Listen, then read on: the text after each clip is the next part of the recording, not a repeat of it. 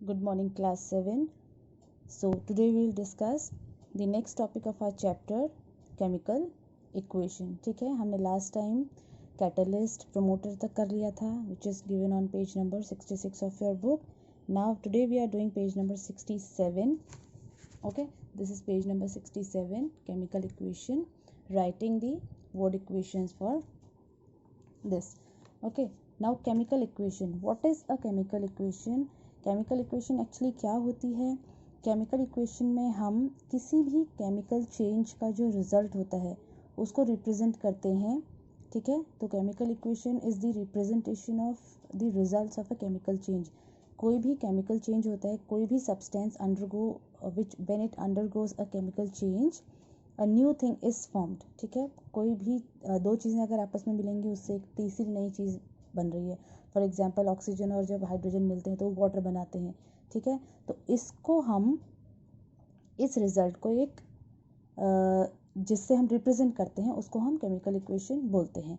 Okay, so chemical equation is the representation of the result of a chemical change, right?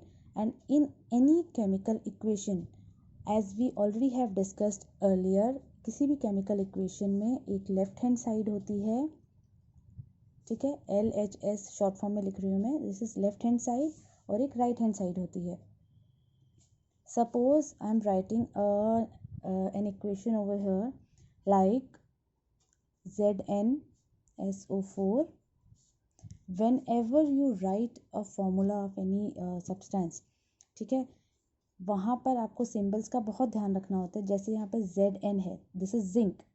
First letter is capital, second is small. ठीक है, zinc का symbol है. This is sulphur, S capital. Oxygen different element है, O capital, right? And 4 is written like this. Okay, so this is zinc sulphate. ये पूरा है zinc sulphate. ठीक है, when it combines with, this is sodium, this is hydroxide. OH is hydroxide and Na is sodium. Okay, so zinc sulfate, when it combines with sodium hydroxide, they form. Now यहाँ पर आपको ध्यान रखने वाली चीज़ क्या है? ये जो एरो है, this arrow indicates the direction in which the reaction is being proceed. जिस डायरेक्शन में रिएक्शन हो रही है, मतलब ये दो चीज़ें मिलकर आगे प्रोसेस होके नई चीज़ बनाएंगे. ठीक है, तो ये एरो के लेफ्ट हैंड साइड वाला जो पार्ट है वो रिएक्टेंट साइड है. ठीक है, सो यहाँ पे दो रिएक्टेंट्स हैं, तो ये रिएक्टेंट साइड है जो हमारी लेफ्ट हैंड साइड होती है. एरो के राइट हैंड साइड में क्या लिखेंगे हम? इन दोनों के रिएक्शन से जो नई चीज़ें बनी वो हमारा क्या होगा? That will be the product. Okay, so this is the product side. यहाँ पे एक हो सकता है, एक से ज़्यादा हो सकते हैं, तो ये प्रोडक्ट्स बनेंगे यहाँ पे. Now when zinc sulphate combines with sodium hydroxide, it forms sodium sulphate. Sodium और सल्फेट आपस में कंबाइन हो जाते हैं, दिस एंड दिस. ठीक है, तो ये सोडियम सल्फेट बनाता है, Na2SO4. This O is capital. Okay, and zinc hydroxide, ZnOH2. ठीक है, सो दिस इज द रिएक्शन. अब इस रिएक्शन में this is the left hand side and this is the right hand side. ये हमारी रिएक्टेंट साइड है, ये हमारी प्रोडक्ट साइड है. ठीक है, one more thing which you need to know is how you should know whether the equation is balanced और not. ये केमिकल इक्वेशन है. अब ये इक्वेशन बैलेंस करना मैंने आपको पहले भी बताया था. ठीक है, एक बार फिर से रिवाइज कर लेते हैं. What is balanced equation? Suppose this is the left hand side, this is the right hand side. Okay, अब हम लेफ्ट हैंड साइड में नंबर ऑफ एटम्स काउंट करते हैं. नंबर ऑफ एटम्स जो लेफ्ट हैंड साइड में हैं वो number of atoms on the right hand side के इक्वल होने चाहिए. अब यहाँ पर हमारे पास कौन कौन से एटम्स हैं? हमारे पास जिंक है, हमारे पास सल्फर है, हमारे पास ऑक्सीजन है, हमारे पास सोडियम है, राइट? एंड हमारे पास हाइड्रोजन है. Zinc, sulphur, oxygen, sodium. ठीक है, ऑक्सीजन भी रिपीट हो गया, ठीक है, एंड हाइड्रोजन। इधर हमारे पास कौन कौन से हैं, जिंक है, यस, ठीक है, उसी के सामने वही वाला लिखेंगे तो हमें इजी रहेगा बैलेंस करने में। जिंक यहाँ भी है और जिंक यहाँ भी है, सल्फर यहाँ भी है, सल्फर यहाँ भी है, ठीक है, ऑक्सीजन है, सोडियम है एंड हाइड्रोजन है। ओके, अब हम इसके नंबर ऑफ एटम्स काउंट करेंगे, राइट। अब यहाँ पे हमारे पास जिंक कितना है, सी 1, 1 एटम ऑफ जिंक, तो यहाँ पे 1 लिख देंगे। इधर जिंक कितना है, 1, ठीक है। Now here sulphur is 1, okay, sulphur भी 1 है। यहाँ पे सल्फर कितना है, यहाँ पर भी 1 है, ठीक है। ऑक्सीजन यहाँ पे कितना है, दिस इज 4 एंड दिस 1। ये पूरा रिएक्टेंट साइड में हम एक साथ देखते हैं। रिएक्टेंट साइड में टोटल नंबर ऑफ कितने हैं, 4 यहाँ पर है और 1 यहाँ पर है। ये ऑक्सीजन हो गए हमारे 5।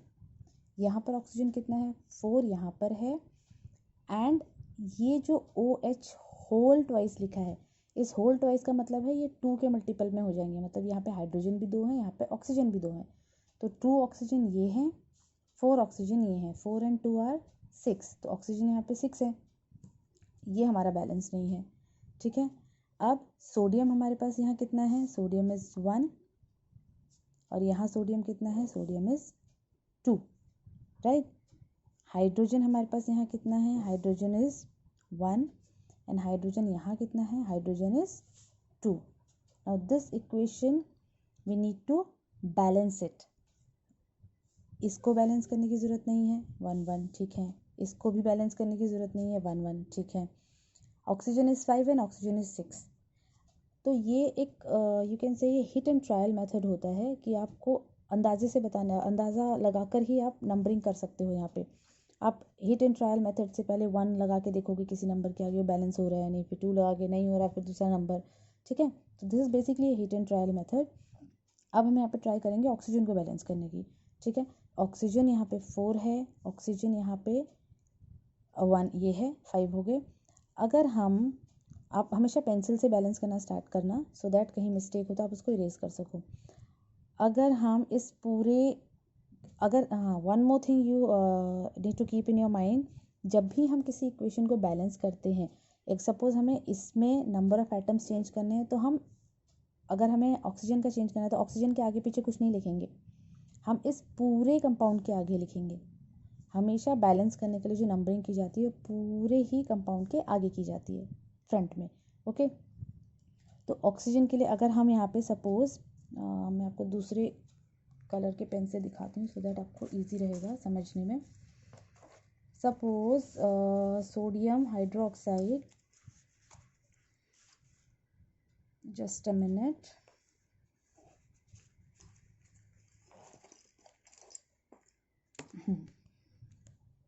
Okay, suppose this is sodium hydroxide, okay.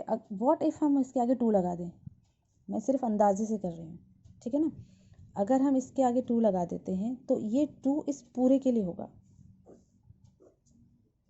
मतलब यहाँ पे अब 2 ही सोडियम है, 2 हाइड्रोजन है, 2 ऑक्सीजन है, 2 हाइड्रोजन है, ठीक है। यहाँ 2 लगाने से क्या हुआ, सोडियम भी 2 हो गया, ठीक है, और ऑक्सीजन भी 2 हो गया, ठीक है, और हाइड्रोजन भी 2 हो गया। हाइड्रोजन हम यहाँ पे 2 लिख देते हैं, ठीक है। और यहाँ ऑक्सीजन 2 + 4 ऑक्सीजन 6 हो गया। अब इस साइड हमारे पास ऑक्सीजन 6 हो गया जो पहले 5 था, ठीक है। अब इस साइड देखें,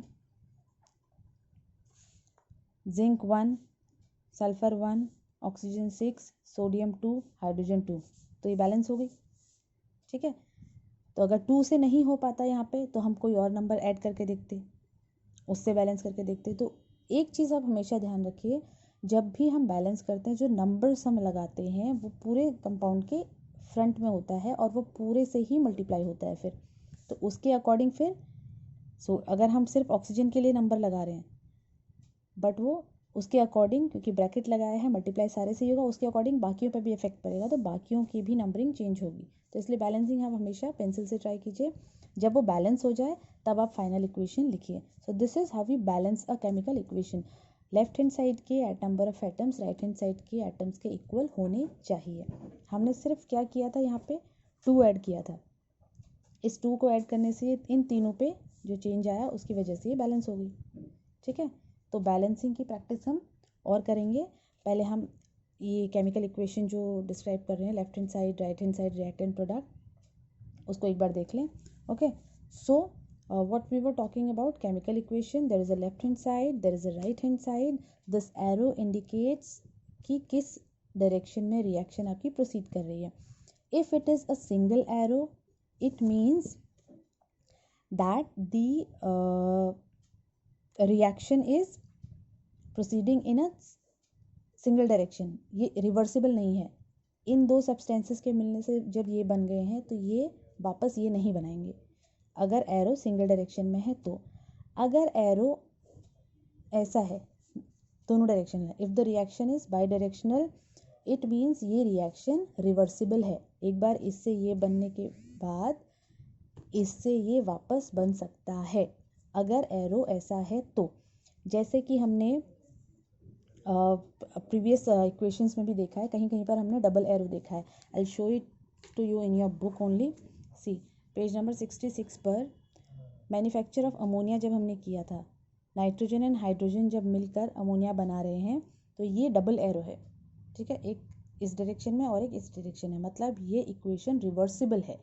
दिस इक्वेशन इज इरिवर्सिबल। ये सिंगल डायरेक्शन में है, ये भी सिंगल डायरेक्शन में है, ये भी सिंगल डायरेक्शन में है। ठीक है, double arrow means equation reversible है। ठीक है, एरो का मतलब यही होता है इक्वेशन में। So let's have a look in your book. Chemical equation, the term means representation of the result of a chemical change. It has a chemical equation. There is a left hand side, there is a right hand side. It's the same equation which I explained you right now. Now to write a word equation, one more thing, अभी ये हमने chemical equation लिखी है with the help of symbols and formulas. ठीक है, इसी को जब हम words में लिखते हैं, for example जैसे हमने अभी यहाँ पे लिखा ZnSO4, तो ZnSO4 is what? Zinc sulfate. So this is zinc sulfate reacts with, this is sodium hydroxide,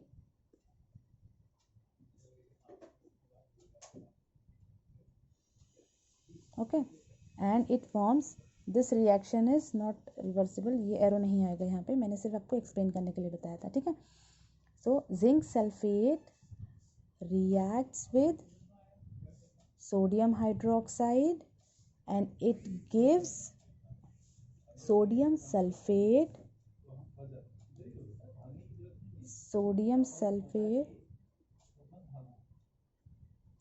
and zinc hydroxide. ठीक है, zinc sulfate plus sodium hydroxide gives sodium sulfate plus zinc hydroxide. Okay, so ये हमने words में लिखी है, तो ये word equation है। कभी भी आपको क्वेश्चन आता है इस फॉर्म में और आपको बोला जाता है right this equation in word form, right the word equation for this, तो आप ऐसे लिखेंगे।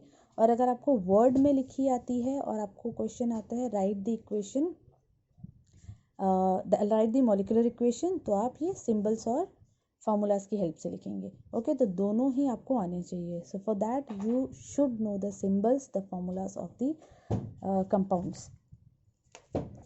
Okay, next is